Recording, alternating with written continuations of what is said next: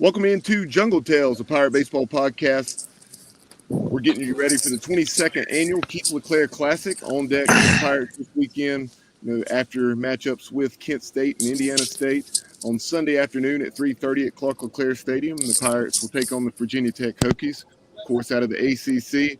And right now, to preview that matchup, very excited to be joined by the 8th-year head coach of Virginia Tech, and that is John Szefc. Coach Szefc, we appreciate your time today. Yes, sir. So, Coach, obviously, 2+ decades as a head coach, 8 there at Virginia Tech. I was looking at your background. Of course, the 5 seasons at Maryland and 7 at Marist. Yeah. So with this being the Keith LeClair Classic, I noticed that in year 5 at Marist back in 2000, you actually coached against Coach LeClair down in the Louisiana Lafayette Regional there at Moorfield.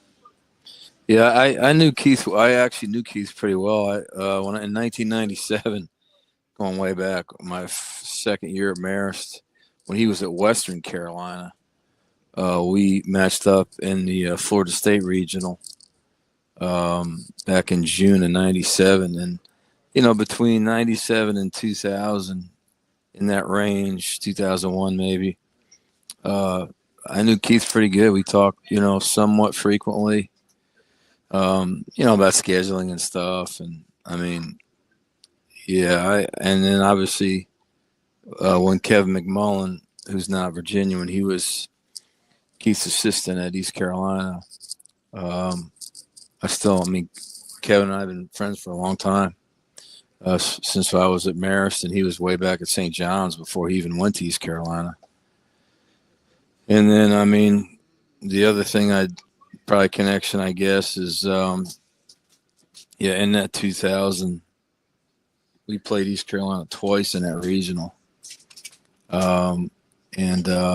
Obviously, Cliff played for him, and then Eric Backish and Nick Schnabel. And, it was, I've known those guys for a long time ever since. So either that shows how old I am or I don't know. I don't know what that shows, but I got to know Keith well, and he's obviously a fine guy and a great coach. And this is my second time as a coach in this tournament. 2016, when I was at Maryland, we played in this weekend tournament, and so I look forward to doing it again. Yes, sir. So I remember back the days of that 2000 regional, and back. Unfortunately, there was no ESPN Plus and way to watch it. College baseball coverage then was certainly not what it is now. Right. But you're glued to the game tracker or live stats or perhaps radio. Yeah, no, it was a different time. And that was also, if you remember, in that regional, Keith's East Carolina team, they were the 1 seed on the road. You'd never see that nowadays. And then obviously Lafayette was the 2, McNeese was the 3, and then we were the 4.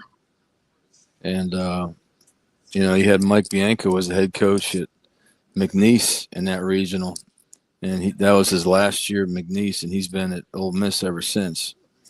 So that's a long time ago, 25 years, but there was a lot of good baseball in that particular regional. And of course, Cliff Godwin would later go on to be an assistant of Mike Bianco at Ole Miss for a few seasons and go to Omaha. That's right. But now that we've taken a little trip down memory lane, Coach, let's hone in on the 2025 Hokies. Of course, back 3 seasons ago, you guys hosted a super regional. You had had awful lot of success. You've had success the last couple years, but obviously Yeah, not yeah, been in the tournament the way you would have liked, right. playing in an extremely strong league. But as you Yeah. take a look at this team, just give us a general overview of the 25 Hokies. What does your team return from a year ago, and how many newcomers do you have? Well, I mean, we have several guys on our pitching staff that will return. A guy in particular, Brett Renfro, he'll throw tomorrow against Indiana State. And then we're probably a little bit heavier on the position players as far as returnees, with Henry Cook and David McCann behind the plate, Garrett Michelle at first, Clay Grady at short, um, Sam Taggart, one being one of our outfielders, and Ben Watson, another that Watson actually led the ACC in hitting last year. So we have a fair amount of returning guys, and I mean, from as far as new players go, in this day and age where you get several transfer guys, we have several of those guys that factor into it, and we've also been fortunate to have a lot of really strong contributions from some of our first-year freshmen. Some pitchers, guys like Jake Marciano and Logan Eisenrich, Anderson French, a catcher, and then a couple of key transfers, I'd say, position player-wise. Jared Davis, an infielder, leadoff hitter, and then also David Lewis, the third baseman. So we're in pretty good shape, coming out of the gate. We just have to get a few more guys healthy, and we feel pretty good about it. You're off to a 6-2 start. Took 2 out of 3 from Bucknell on opening weekend. As baseball can be at times, you won a couple of extremely lopsided games 1 and 3, 19-0 and 27-1 in 7 innings, losing the middle game 8-6.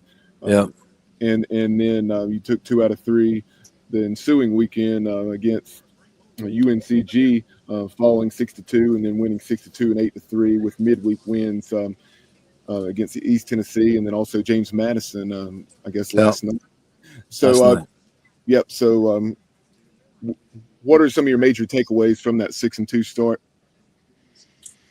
I mean, we've pitched really well for the most part. Our strikeouts to walks on the mound are pretty drastic.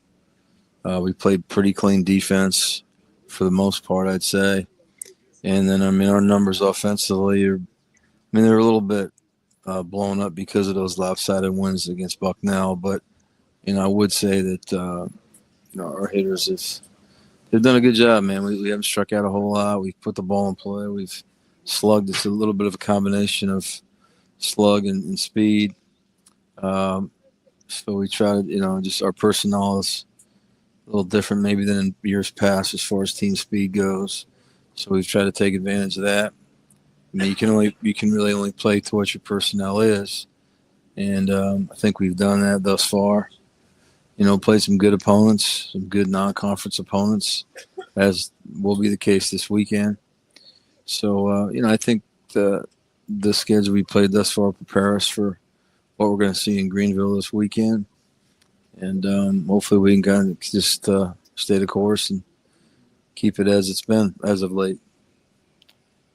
You mentioned Brett Renfro's getting the ball against Indiana State. Have you announced the rest of your rotation for Kent State on Saturday and then East Carolina on Sunday? Just the Saturday game. We'll have Jake Marciano, left-handed pitcher, throw the Saturday game, and then we'll kind of just see where it's at after those first 2 games as far as how we're gonna go against East Carolina on Sunday. So not Sunday, but the first 2 games, yes.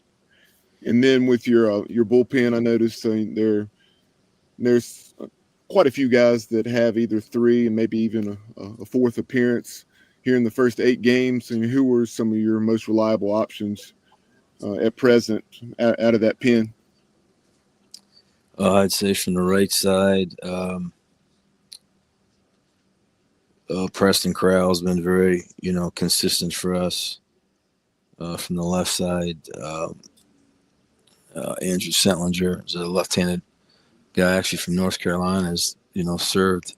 He's a junior. He's got some experience, and he's done a pretty good job coming in and neutralizing left-hand hitters and just hitters in general. The guy that's kind of leading our team in saves right now is a transfer, Luke Crater. He came to us from Lafayette College up in Pennsylvania, and he's done a really good job thus far. Hadn't walked a batter. The velocity's there. Big guy throws a ton of strikes. So I'd say those are, at this point, those have been our three most consistent guys out of the bullpen. Although we've had others, but those are certainly guys that, kind of you think of immediately. So shifting over a couple questions about your team offensively.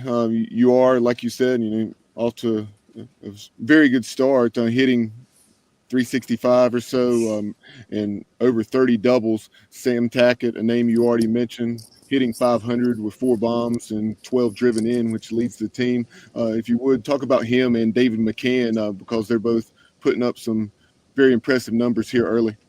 Yeah, I mean, Tackett's he's a fifth-year guy for us. He's been in the program for a long time, and he's had some really good spurts in the past, and has kind of gotten himself in a position where he should be one of our everyday consistent players offensively, and he's probably one of our better outfielders too. Just kind of an older, experienced guy with enough ability and real power.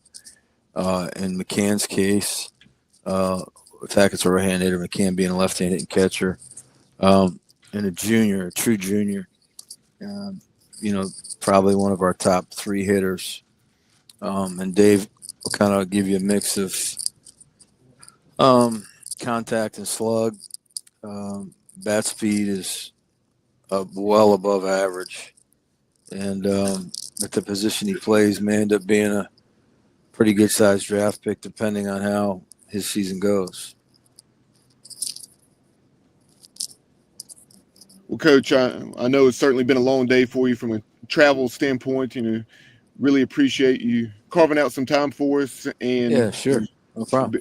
Best of luck this weekend, and throughout the 2025 season, we'd love to have you back on down the road. Should East Carolina and Virginia Tech meet up on the dome? Yeah, sure, I'd love it. Thank you, and thanks for your time, and wish you all the best. Yes, sir. That is Virginia Tech head coach John Szefc. We appreciate his time today.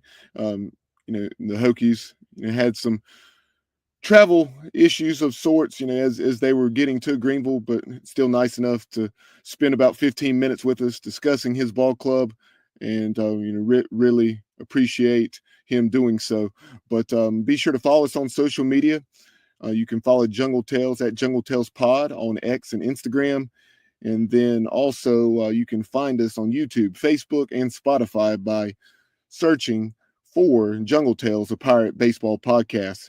But, for this episode, that will do it. Again, you've been listening to On Deck here on Jungle Tales. We'll talk to you next on Sunday evening when we'll wrap up the week that was for Pirate Baseball. Of course, East Carolina getting an 8-2 victory, Cliff Godwin's 400th win as the Pirates head coach in his 11th season now. Of course, you had that 2020 season where the Pirates just played a handful of games, before things were shut down. Otherwise, Cliff would, of course, already hit that 400 mark. But he's just only just going off memory here, something like 27 or 28 wins from passing the legend, Dr. Gary Overton, and Coach O, who has won, I think, 427 games. So that would put him, if that's in fact the number, Cliff obviously needs 28 to become the all-time winningest coach in East Carolina baseball's proud, tradition-rich history. But that will do it for this edition of the show. We'll talk to you on Sunday night on the 3rd edition of This Week in Pirate Baseball. As always, go Pirates.